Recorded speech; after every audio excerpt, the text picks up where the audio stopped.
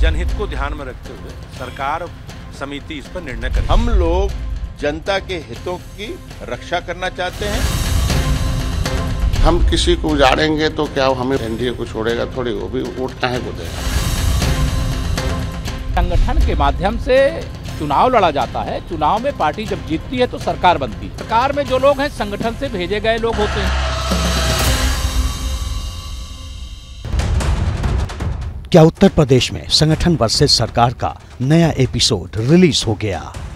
योगी सरकार ने जिस नजूल संपत्ति विधेयक को विधानसभा में पास कराया, वो विधान परिषद में पास होने की जगह सेलेक्ट कमेटी के पास क्यों चला गया?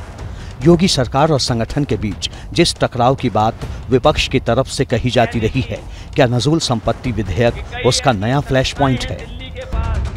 मुख्यमंत्री योगी आदित्यनाथ और डिप्टी सीएम केशव प्रसाद मौर्य के बीच अनबन की खबरों के बीच योगी सरकार को कई फैसलों पर अपनों का ही विरोध झेलना पड़ रहा है।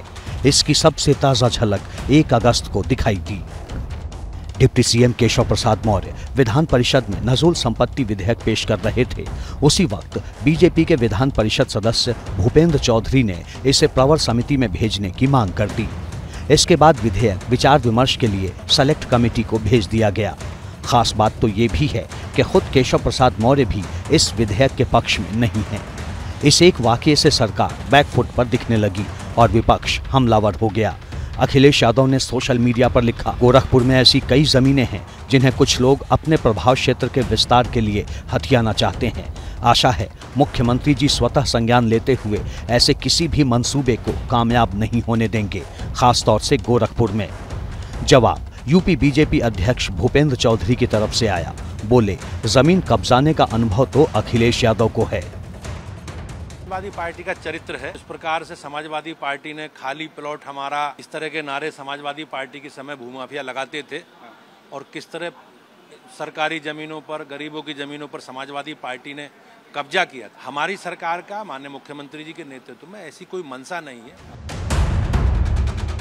अखिलेश पर तो केशव प्रसाद मौर्य ने भी पलटवार किया।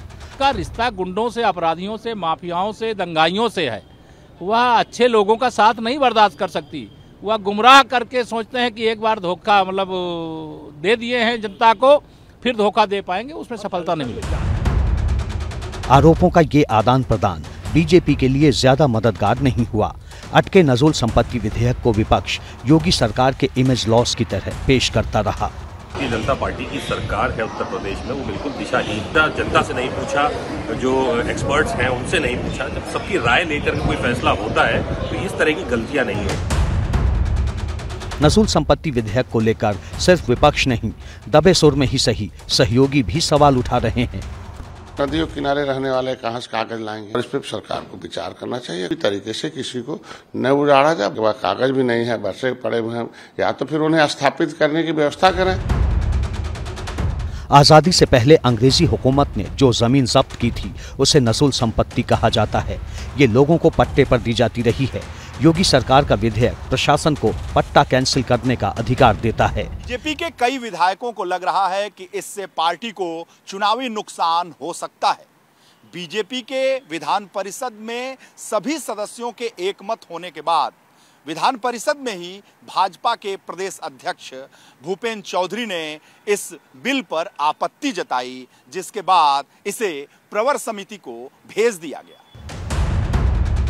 इनसाइड स्टोरी चाहे जो हो, लेकिन संदेश कुछ ऐसा गया कि बीजेपी को डैमेज कंट्रोल की कोशिश करनी पड़ी। जिनको विधेयक पर सबसे ज्यादा ऐतराज था, सफाई देने के लिए भी सबसे पहले वही सामने आए। जनहित में हमारी सरकार, माननीय मुख्यमंत्री जी के नेतृत्व में हम लोग आगे बढ़े हैं और कोई ऐसा कदम या ऐसा कोई काम नहीं होगा जिससे लोगों का हित हो। पार्टी और सरकार ने मिलकर निर्णय लिया, क्योंकि हम लोग जनता के हितों की रक्षा करना चाहते हैं। जनता से जुड़े हुए हर मसले पे उनके साथ खड़े हैं और सरकार संवेदनशील है। सवाल यह है कि अब नजूल संपत्ति विधेयक का क्या होगा? क्या बीजेपी विधायकों और एनडीए के सहयोगियों की आपत्ति को दरकिनार कर योगी विधेयक को कानून बनाने का जोखिम उठाएंगे या बीच की राह निकालने में कामयाब हो जाएंगे?